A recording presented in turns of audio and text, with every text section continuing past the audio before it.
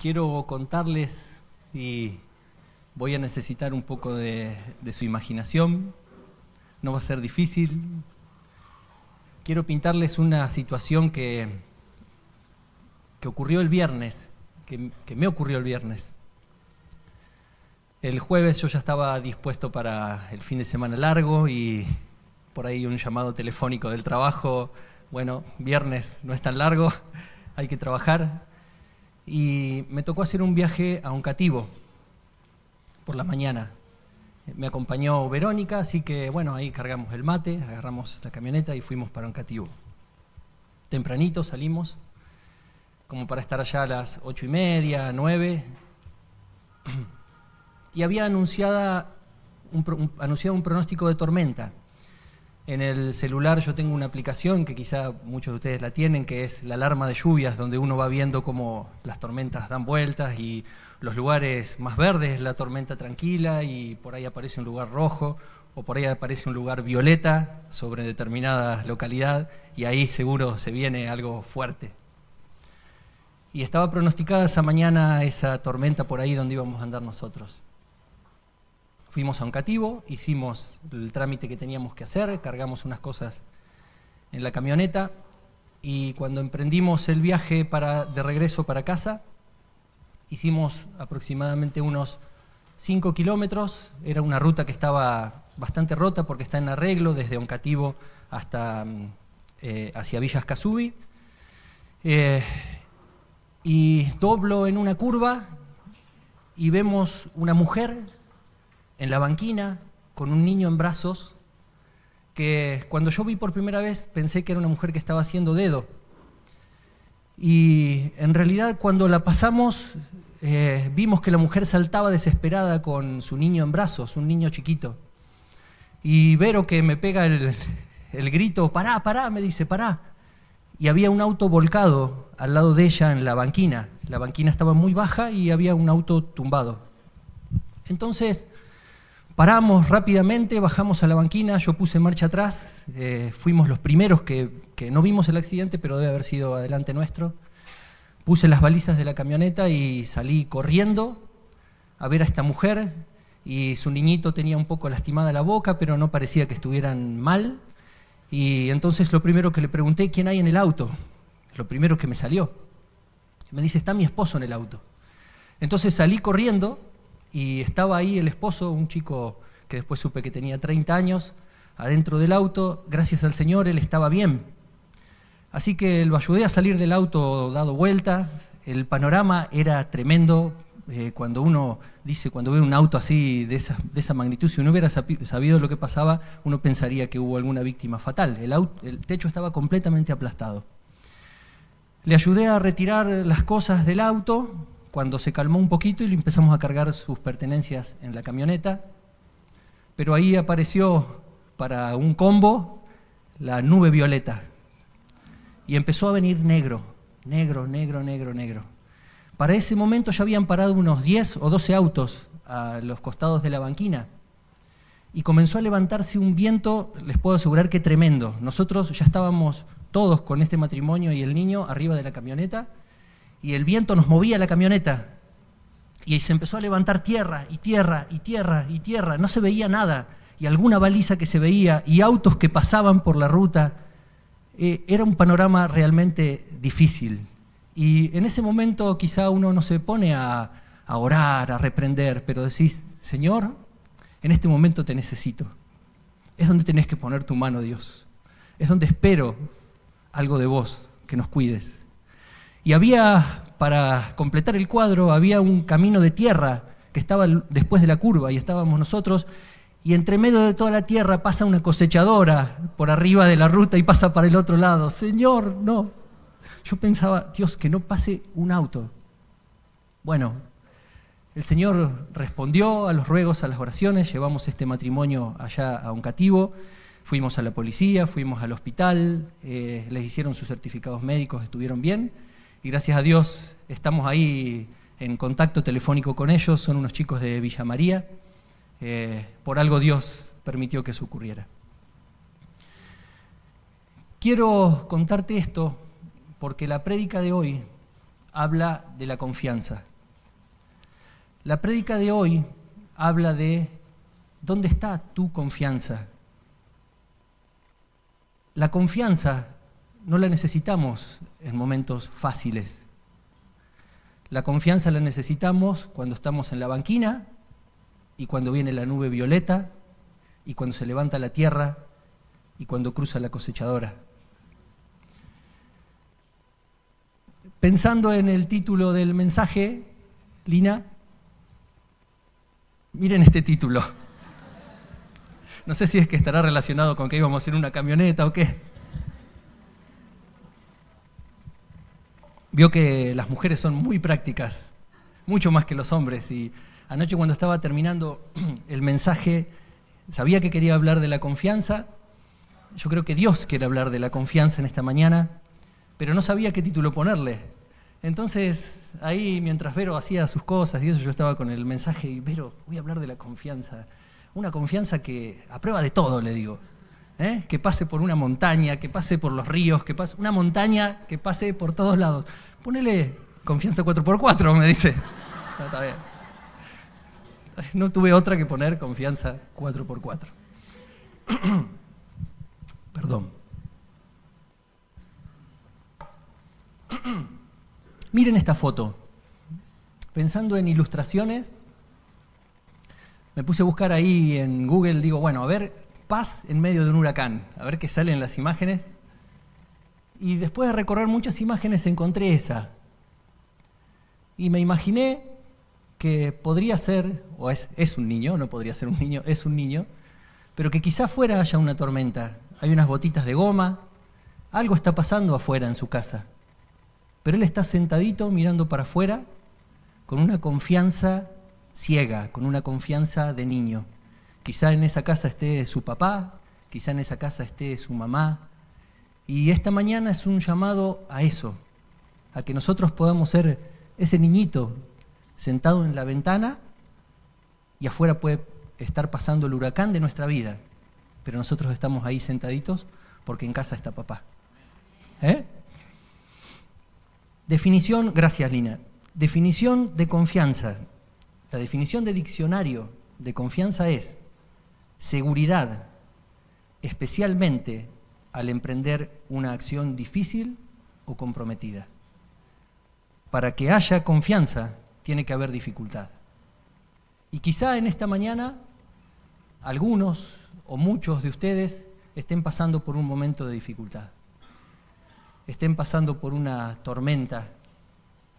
Entonces, va a ser un desafío de parte de Dios para sacar la confianza de donde la tenemos puesta, porque se confía en una cosa o en otra, y pongamos nuestra confianza en Dios.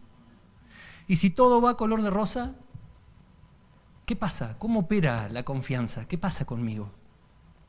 Tenemos que tener presente que en todo momento nuestra fe agrada a Dios. Entonces vamos a desarrollar estos puntos. No voy a hablar en esta mañana de Job, solamente les traigo algo que me llamó la atención y que cuando pensaba en el tema, este versículo venía a mi corazón. Job, para los que lo conocen, tuvo un montón de problemas, un montón de dificultades. Perdió hijos, perdió su economía, perdió su salud, perdió todo lo que un hombre puede perder. En medio de ese problema, mientras él hablaba con sus amigos, hablaba con su esposa y hablaba con Dios, y muchas veces no entendía lo que le pasaba, tiene como una pizca de lucidez, podría decir yo. Y en Job 19 dice, pero en cuanto a mí, estaba en su lecho de dolor, ¿no? Sé que mi Redentor vive y un día por fin estará sobre la tierra. Y después que mi cuerpo se haya descompuesto, o sea, después que muera, todavía en mi cuerpo veré a Dios. Yo mismo lo veré, así es, lo veré con mis propios ojos. Este pensamiento me llena de asombro. En el hebreo todavía no está bien determinada la traducción donde dice todavía en mi cuerpo veré a Dios. Hay algunos traductores que dicen que él dijo con mi cuerpo o sin mi cuerpo veré a Dios. Y él estaba transitando el otro lado de la historia. Él todavía no tenía la revelación que tenemos nosotros después de Cristo, que sabemos que nuestro cuerpo se va a descomponer, pero vamos a ir a Él. Pero hubo algo en Job donde él pudo decir, pase lo que pase, yo te voy a ver. Estoy en medio de una tormenta, pero yo te voy a ver. Confianza en momentos difíciles. Pensaba en algunos casos que venían a mi corazón. Un padre que espera por la restauración de su hijo.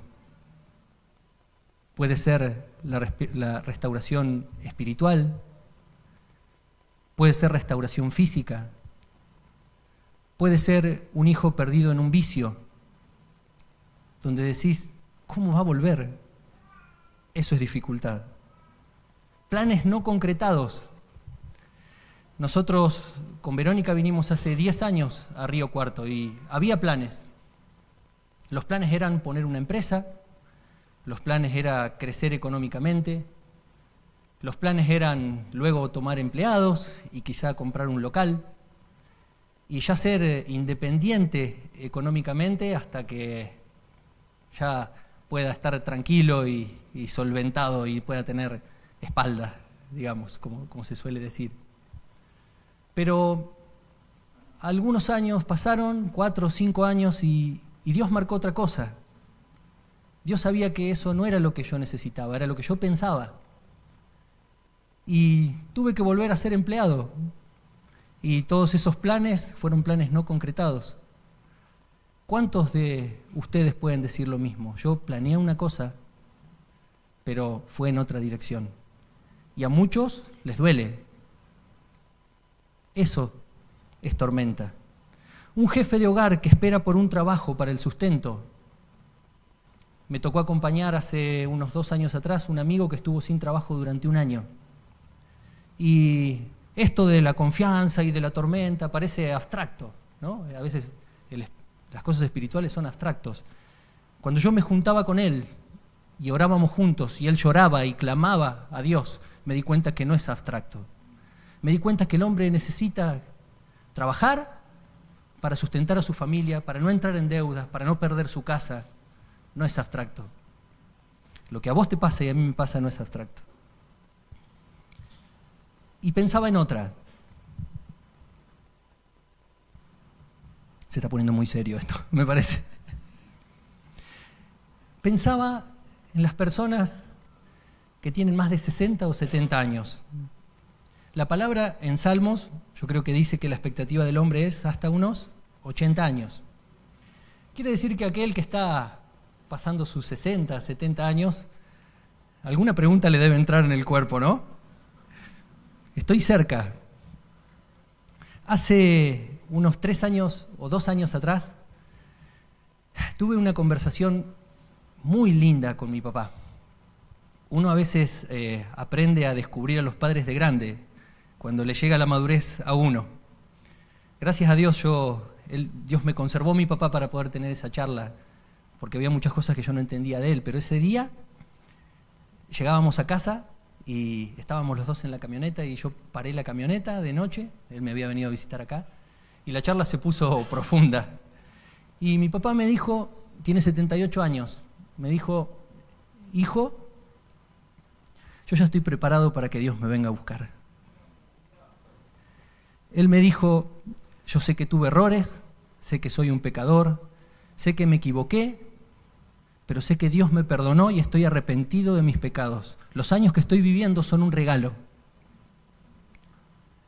Eso es anhelar a Dios en medio de algo incierto que se viene. Ninguno de nosotros transitamos por la muerte, pero vamos hacia ella con confianza. Entonces, yo te diría que la mitad del año Dios me viene hablando de esto, me viene hablando de, Señor, anhelo encontrarme con vos. Hay muchas cosas por vivir acá. Tenemos el ministerio, tenemos la obra de Betel, tenemos el trabajo, tenemos cosas, tenemos planes, pero vos y yo debemos anhelar la venida de Cristo y hacer lo que está en nuestra mano para que eso sea lo más rápido posible.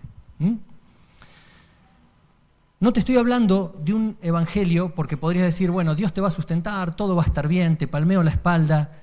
No te estoy hablando de ese evangelio. Se predica mucho el evangelio de la prosperidad. Venís a Dios y todo te va a ir bien. No es así. Es paz en medio de la tormenta. La superación personal, vos y yo no tenemos nada que ver. Es el poder de Dios. La renovación social, tendencias que entran dentro de la iglesia, ecumenismo, juntarme con otras religiones cuando sabemos que hay cosas que no compartimos. No estoy hablando de eso. Te estoy hablando de la confianza en un Dios verdadero. Bueno, ¿por qué hemos de confiar? ¿Qué es lo que produce en Dios que confiemos en Él? Si quieren buscar en sus Biblias Hebreos 11:6. Clásico.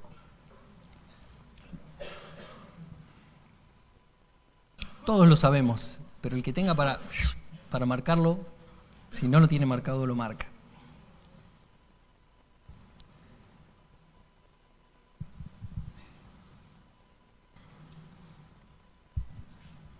Hebreos 11:6 dice,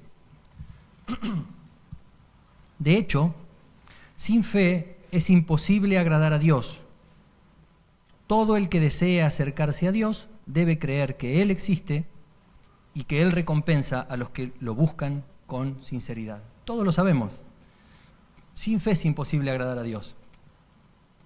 Pero cuando Dios traía a mi corazón este pasaje, yo oraba y me levantaba de la mesa donde estaba con la computadora, con las cosas, y daba vuelta y caminaba. Debo haber hecho un surco, caminaba, iba, venía. Y le decía, Señor, con todo mi respeto, yo quiero saber más. ¿Qué es lo que te agrada? Sabemos todos que si tenemos fe vamos a agradar a Dios. Pero ¿cómo funciona? ¿Qué es lo que tanto te agrada que yo tenga fe en vos? Quiero saberlo, quiero que me des discernimiento, quiero entender. Pero desde el lado del respeto, no es que yo le esté pidiendo explicaciones a Dios. Dios me llevaba a leer, miren, Hebreos 1, del 2 al 7. Si querés poner, Lina, ¿por qué la fe agrada a Dios? Hemos de confiar porque la confianza está sustentada en la fe y la fe agrada a Dios. Por eso. ¿Pero por qué? Miren lo que dice Hebreos 1, del 2 al 7. Perdón, Santiago. Tengo mal la cita. Perdón, esto está en Santiago 1, del 2 al 7, perdón. A ver. El texto está bien, sí, poneme el texto, perdón. Está en Santiago, Santiago habla de esto. Dice, miren, del 2 al 4. Ahí están buscando Santiago.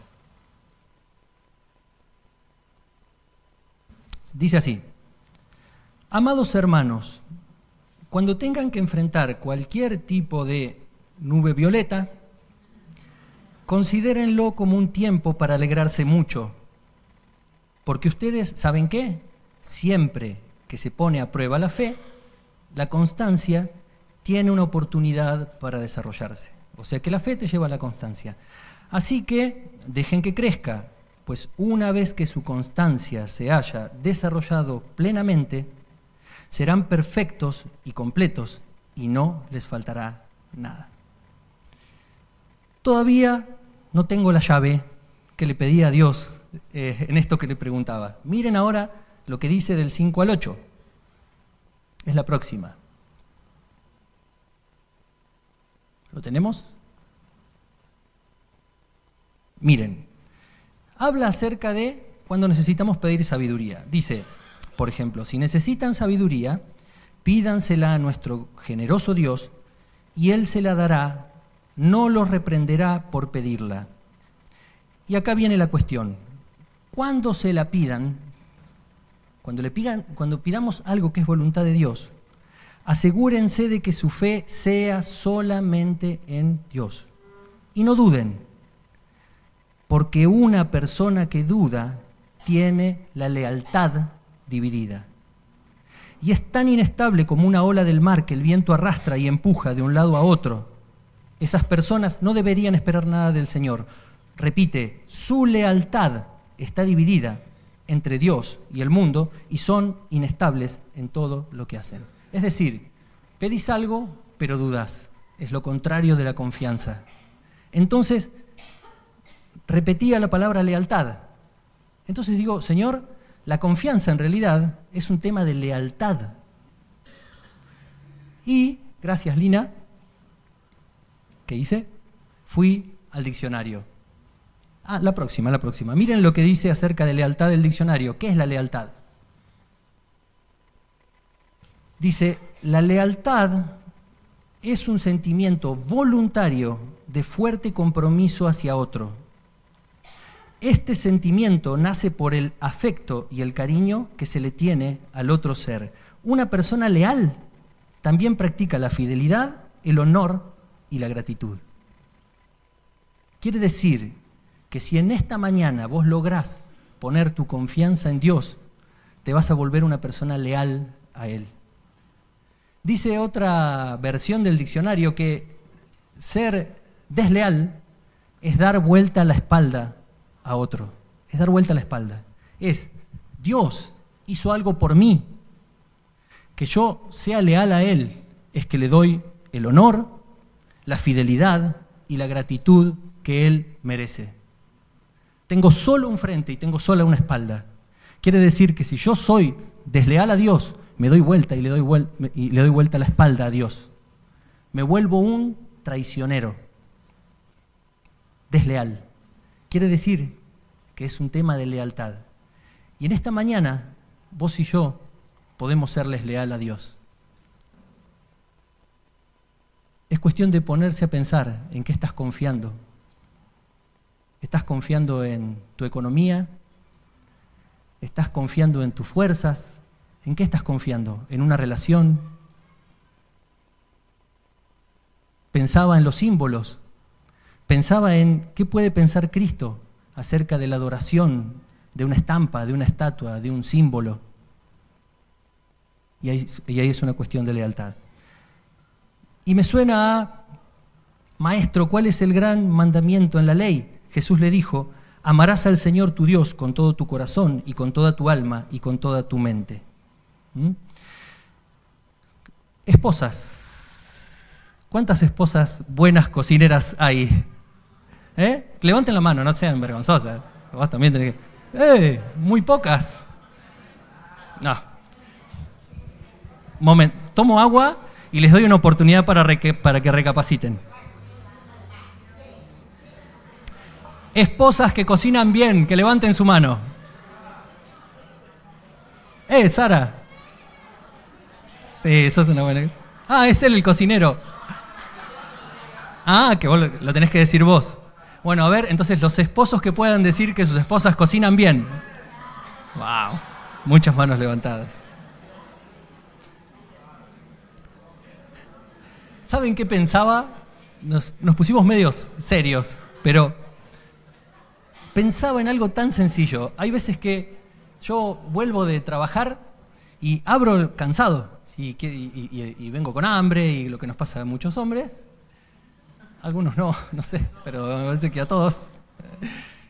Y cuando abro la puerta y siento ese olor a salsa, ese tuquito, prefiero un buen tuco a un buen asado, les estoy sincero. Me voy a enfrentar con varios hombres que les gusta el asado, a mí me gusta la salsa.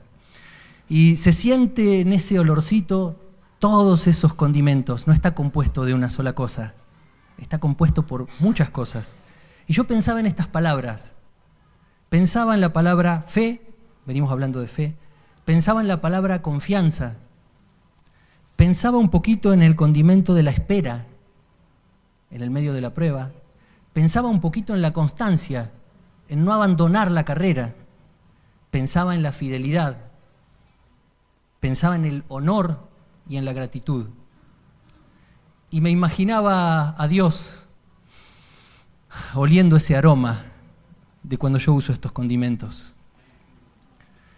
Dice, no lo busquen, 2 de Crónicas 16:9, los ojos del Señor recorren toda la tierra para fortalecer a los que tienen el corazón totalmente comprometido con Él. Hoy, acá, en esta mañana, este día, los ojos del Señor están mirando cuáles son los ojos comprometidos. ¿Cuáles son aquellos que usan los condimentos? Y se levanta ese aroma tan rico de cuando abrís la puerta y está la salsa ahí en la Essen. ¡Qué rico! Bueno, hoy hace mucho calor, no vamos a meter salsa y esas cosas. Vamos a transpirar como locos. ¿Por qué hemos de confiar entonces? Confiamos porque es una cuestión de lealtad. ¿Cómo hemos de confiar? ¿En qué hemos de confiar? ¿En qué nos podemos sustentar? Amados, tenemos promesas. Vio que está la galería de los héroes de la fe, ¿no? Creo que le dice así, la galería. Bueno, hay una galería de las promesas. Ustedes saben, recuerdo a mi abuelito. Yo tenía, porque falleció, un abuelo que era holandés. Vino a Argentina a los 24 años y nunca aprendió a hablar bien el castellano, apenas se le entendía. El abuelo era muy, muy cruzado para hablar. Pero él falleció cuando yo tenía unos 6, 7 años. Pero tengo un recuerdo, y esto yo quiero remarcarlo para todos los abuelos que hay en este lugar. Mi abuelo no fue muy elocuente conmigo, no hablábamos demasiado, pero sí cada vez que yo iba a la casa, él hacía una oración para bendecir los alimentos. Decía algo que suena más o menos así. Él decía, Heres danke for, Heres dieses, space, amen. Señor, bendice estos alimentos en su idioma. Y eso quedó en mi corazón, y quedó en mi corazón, y quedó en mi corazón. Se terminaba de comer, y el abuelo decía, como podía, porque hablaba muy mal el español, decía, bueno, ahora los nietos van a decir de memoria el Salmo 23. Y ahí lo decía mi hermana Nancy, lo decía yo, y eso quedó en mi corazón.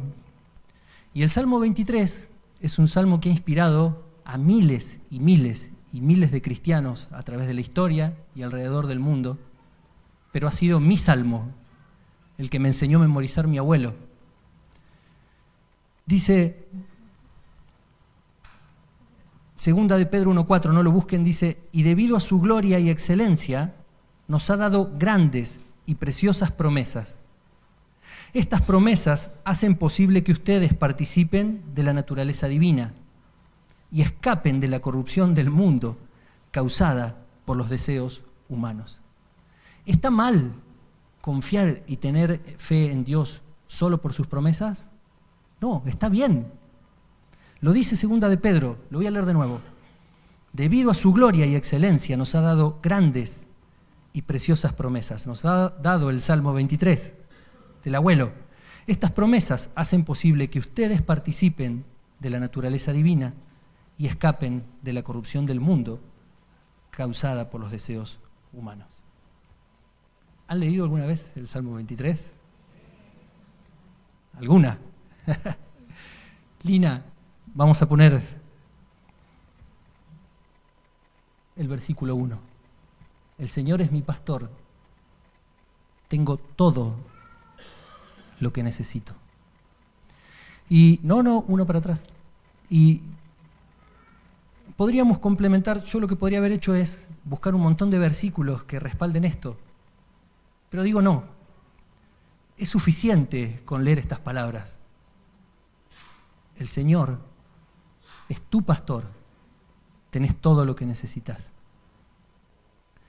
Viene a mi memoria, en el mundo tendréis aflicción, pero no teman, yo he vencido al mundo.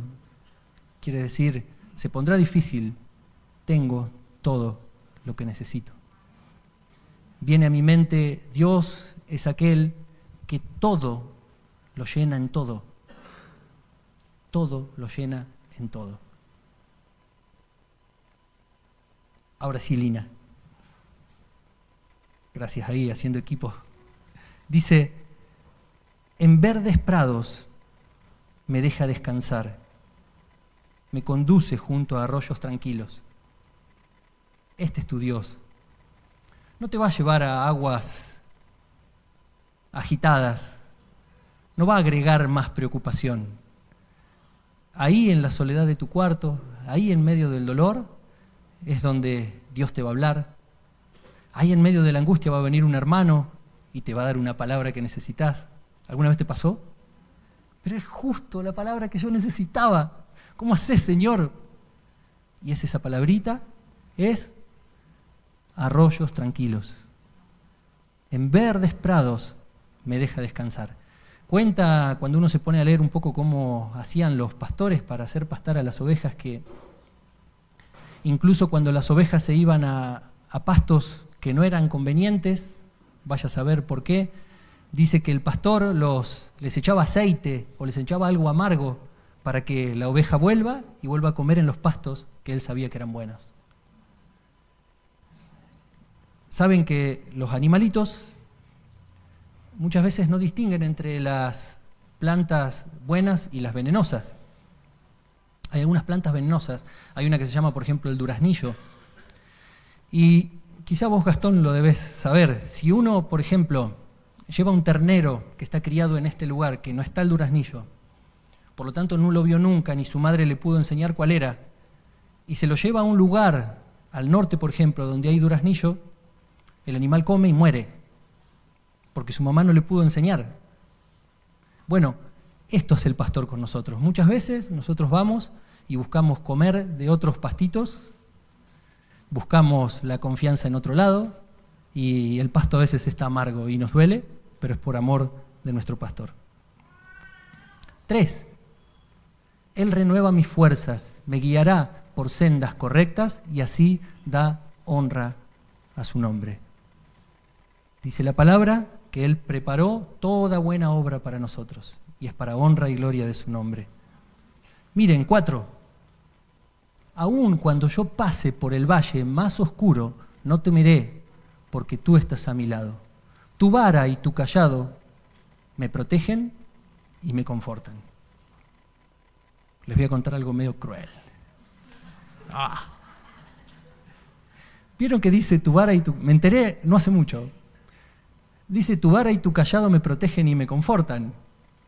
La vara y el cayado, hay algunos que dicen que era... Bueno, el cayado es ese palo que tenía un semicírculo arriba, ¿sí?, y terminaba. La vara era, algunos dicen, la parte recta del cayado, y con eso el pastor peleaba contra las fieras, ¿no? Era su herramienta de pelea. Venía un león, y la palabra lo dice así, y los pastores hoy muchas veces lo siguen haciendo así en esos lugares. Pelean con eso. ¿Para qué sirve la otra parte? Quizá algunos sepan. Para cuando la ovejita se está yendo, tac, la trae, venga. Cuando la oveja persistía o persiste, dice que el pastor la golpea detrás de la oreja con esa parte. Y ya la oveja le empieza a doler un poquito más y la oveja sabe que tiene que venir. No sé si le resulta familiar el ejemplo. Tac, tac, tac, tac. Pero ahora les voy a dar un ejemplo más familiar. Charán. La perniquebrada. ¿Vieron que la palabra habla de la oveja perniquebrada? ¿Cómo se quiebra una oveja? Muchas veces se quiebra por ella misma. Pero cuando la oveja es muy persistente en irse, se adelanta, se atrasa, va, viene, se escapa y el pastor la mira, la mira, la mira. Hasta que con amor el pastor la toma y con su duro cayado le quiebra la pierna. Luego la venda y por muchos y muchos y muchos días la carga en sus hombros para que la oveja se acostumbre a andar con él. Muchas veces tu dolor causado por tu alejamiento de Dios es usado por Él para que vuelvas al pastor. No te rehúses, podés tener confianza en Él, porque muchas veces Dios usa esas situaciones para pasar tiempo con vos. Recuerdo cuando tuve que hacer mi cambio del empresario independiente a empleado, a empleado dependiente, el que iba a tener empleados, y me costó algunos días de llanto, me costó renuncia, me costó humildad,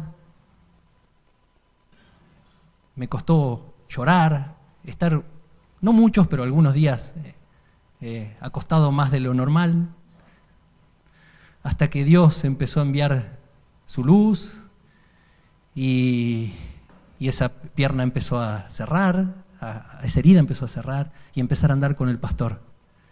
Y de la cama pasar de estar acostado a estar arrodillado y orar y a buscar la dependencia de Dios y más y más y más y más. Y doy gloria a Dios por lo que me permitió transitar. Porque hoy, gracias a eso, estoy en un mayor nivel de dependencia de Dios. Y es lo mejor que me puede pasar a mí y es lo mejor que te puede pasar a vos.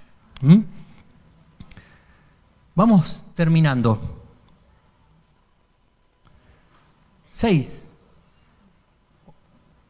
5. Me preparas un banquete en presencia de mis enemigos. Me honras ungiendo mi cabeza con aceite. Mi copa se desborda de bendiciones. Con el aceite se ungía a los reyes con una misión especial. Con aceite, Dios te unge en esta mañana para tu misión especial, para tu propósito. 6. Ciertamente, tu bondad y tu amor inagotable me seguirán todos los días de mi vida, y en la casa del Señor viviré por siempre. Damos gracias a Dios. Pensá en esto. La bondad y el amor inagotable de Dios, salir de esta puerta, va detrás tuyo. Vas a trabajar, va detrás tuyo. Vas manejando, va detrás tuyo. Ese es el amor de Dios que no te va a dejar. Me acuerdo de Jacob, cuando Dios le dice, no te dejaré hasta que no haya hecho con vos lo que te he dicho. Por eso Dios dice, Guillermo, no te voy a dejar hasta que no cumpla lo que dije con vos. Y así con cada uno de nosotros. Dicen que un niño pequeño, al comenzar a relatar el Salmo 23, se equivocó. Y dijo de esta manera, Jehová es mi pastor, ¿qué más puede faltarme? Fíjense el corazón de un niño que lo había entendido. Uno dice, bueno, nada me faltará, voy a tener todo lo que necesito. Él dijo, ¿qué más puede faltarme? Que esa sea tu oración y mi oración. ¿Qué más puede faltarme? En vos lo tengo todo, todo, todo. Vamos arribando a la conclusión. ¿Y en qué está centrada la conclusión de este mensaje? Estamos hablando de un pastor. Si hay un pastor, hay ovejas. Y estuvimos hablando mucho de lo que nos pasa a las ovejas. Pero yo quiero hablarte de lo que le pasó al pastor. Dice Juan 10:11, yo soy el buen pastor. El buen pastor da su vida en sacrificio por las ovejas. ¿Quieren buscarlo? Juan 10:11. También es conocido, pero quizá no esté marcado en alguna Biblia, así que préstense lapiceras.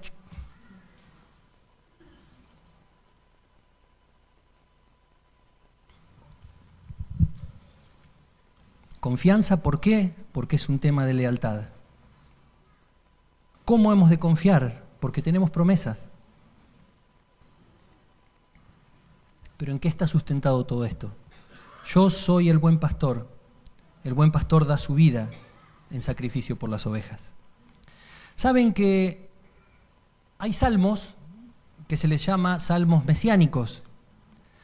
Aquellos salmos mesiánicos son los salmos donde el escritor, a través de su escritura, quizá pensaba que estaba hablando de sí mismo, pero en realidad estaba hablando de Cristo.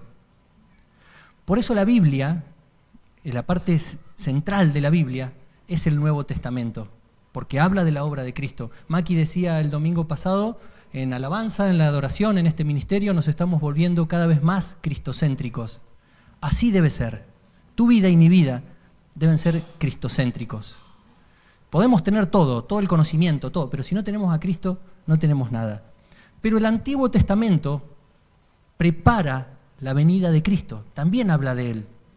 Y por eso hay salmos que estaban ya hablando de lo que le iba a pasar a Cristo.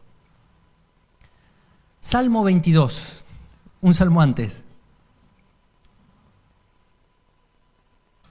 Cristo es digno de confianza, porque dio su vida por vos y por mí. Salmo 22.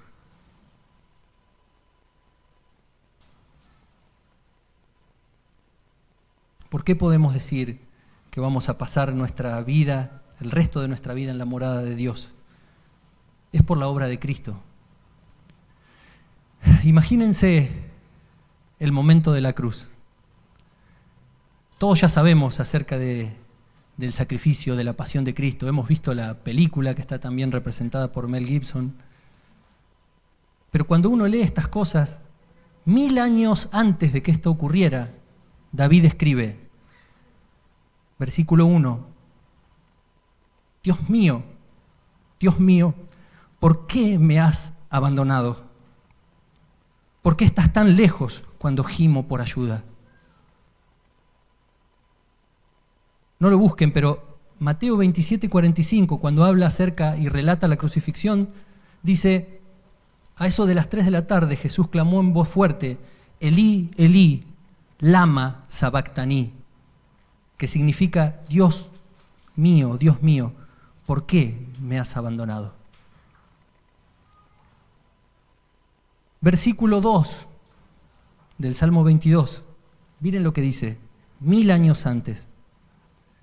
Cada día clamo a ti, mi Dios, pero no respondes. Cada noche levanto mi voz, pero no encuentro alivio. Tampoco lo busquen, pero Mateo 27:45 habla del día y de la noche en un solo día. Dice, al mediodía la tierra se llenó de oscuridad hasta las 3 de la tarde. Habla de luces y sombras. 1000 años antes decía el Salmo, cada día clamo a ti, cada noche levanto mi voz, pero no encuentro alivio. Salmo 22, versículos 6 al 8 dice, pero yo soy un gusano, no un hombre. Todos me desprecian y me tratan con desdén. Todos los que me ven se burlan de mí, sonríen con malicia y menean la cabeza mientras dicen, este es el que confía en el Señor. Entonces que el Señor lo salve. Si el Señor lo ama tanto, que el Señor lo rescate. Mateo 27 dice, la gente que pasaba por allí gritaba insultos y movía la cabeza en forma burlona. Pero mírate ahora, le gritaban, dijiste que ibas a destruir el templo y a reconstruirlo en 3 días. Muy bien, si eres el Hijo de Dios, sálvate a ti mismo y bájate de la cruz. Los principales sacerdotes, los maestros de la ley religiosa y los ancianos también se burlaban de Jesús. Salvó a otros, se mofaban, pero no puede salvarse a sí mismo con que es el Rey de Israel, ¿no? Que baje de la cruz ahora mismo y creeremos en Él. Confió en Dios, entonces, que Dios lo rescate ahora si lo quiere, pues dijo, soy el Hijo de Dios. Hasta los revolucionarios que estaban crucificados con Jesús se burlaban de Él de la misma manera. Este es tu pastor. Salmo 22, 11 al 12 dice, no te quedes tan lejos de mí, porque se acercan dificultades y nadie más puede ayudarme. Mis enemigos me rodean como manada de toros, toros feroces de Basán me tienen cercado. Paralelamente, Mateo relata, muchas mujeres que habían llegado desde Galilea con Jesús para cuidar de él, miraban de lejos. Salmo 22, 16 y 17, mis enemigos me rodean como una jauría de perros, una pandilla de malvados me acorrala, han atravesado mis manos y mis pies. Puedo contar cada uno de mis huesos, mis enemigos me miran fijamente y se regodean. Lucas dice, la multitud observaba y los líderes se burlaban, salvó a otros, decían, que se salve a sí mismo si de verdad es el Mesías, el Dios, el elegido. Salmo 22, 18, se reparten mi vestimenta entre ellos, tiran los dados por mi ropa. Juan dice, una vez que los soldados terminaron de crucificarlo, Tomaron la ropa de Jesús y la dividieron en 4 partes, una para cada uno de ellos. También tomaron la túnica, la cual no tenía costura y había sido tejida de arriba a abajo en una sola pieza. Así que dijeron, en lugar de rasgarla, tiremos los dados para ver quién se la queda. Con eso se cumplió la escritura que dice, se repartieron mi vestimenta entre ellos y tiraron los dados por mi ropa.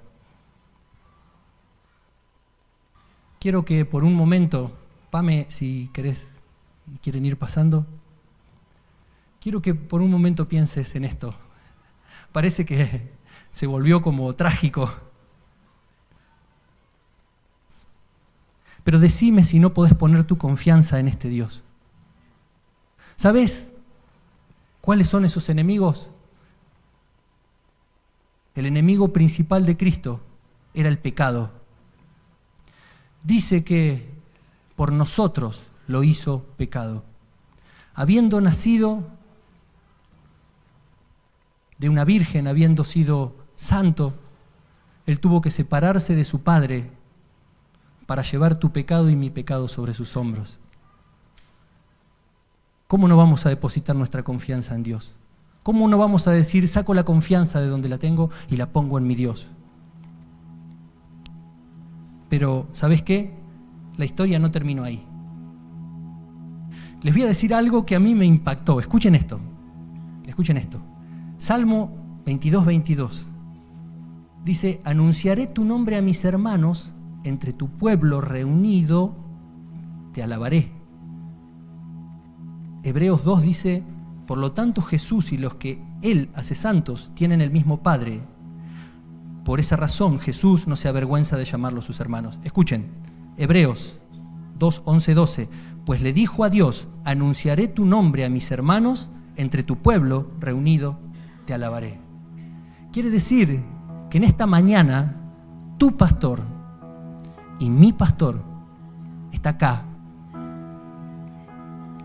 Me pregunto qué silla puede estar ocupando, te lo digo de verdad. Me pregunto si anda caminando entre medio nuestro. Te lo digo con todo mi corazón, me impactó cuando veía esto. Fue llevado a la cruz por mi pecado y por tu pecado, para que a través de mi lealtad a Él yo lo pueda agradar. Pero Él no solo murió, resucitó y está acá con el pueblo reunido que le alaba. Dice Salmos, pues no ha pasado por alto ni ha tenido en menos el sufrimiento de los necesitados, no les dio la espalda, sino que ha escuchado sus gritos de auxilio. El Padre escuchó los gritos de auxilio del Hijo. Dice Hebreos, mientras estuvo aquí en la tierra, Jesús ofreció oraciones y súplicas con gran clamor y lágrimas al que podía rescatarlo de la muerte. Y Dios oyó sus oraciones por la gran reverencia que Jesús le tenía. Termina diciendo Salmo 22, 31, a los que aún no han nacido, se decía en ese entonces, les contarán de sus actos de justicia. Ellos, nosotros, oiremos de lo que Él ha hecho. Queridos amigos, me suena a consumado es. Esa es la obra de Dios, por vos y por mí.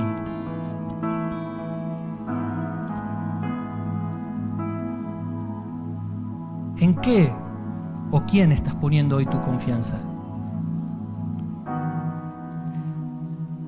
Después de esto que hablamos, ¿Cristo es digno de que pongas tu confianza en Él? ¿Estás dispuesto a darle tu fidelidad, tu honor y tu gratitud?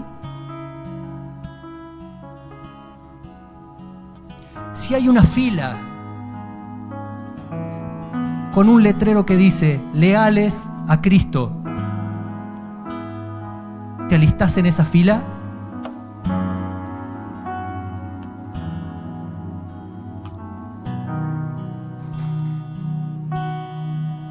Te pido que cierres tus ojos.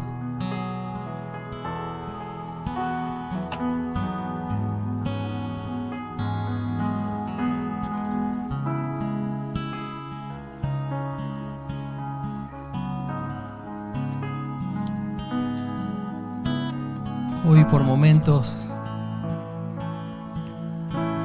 hubo de todo, tuvimos nubes violetas, hubo una cosechadora cruzando por la ruta, agregando peligro. ¿Cuál es hoy el peligro en tu vida? ¿Dudas del futuro?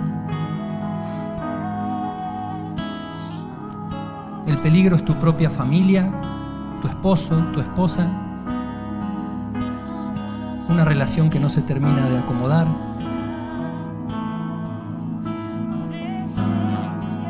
El peligro es, yo nunca voy a poder vencer este pecado. ¿Cuál es el peligro? Pues bien, seguridad, especialmente al emprender una acción difícil o comprometido. Esa es la confianza. La espera ante un diagnóstico médico y por sobre todas las preguntas que se puede hacer el hombre. ¿Qué pasa cuando me muera?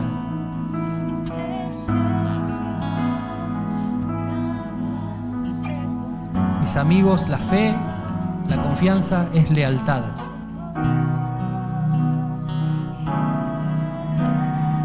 Por eso la fe le agrada tanto a Dios.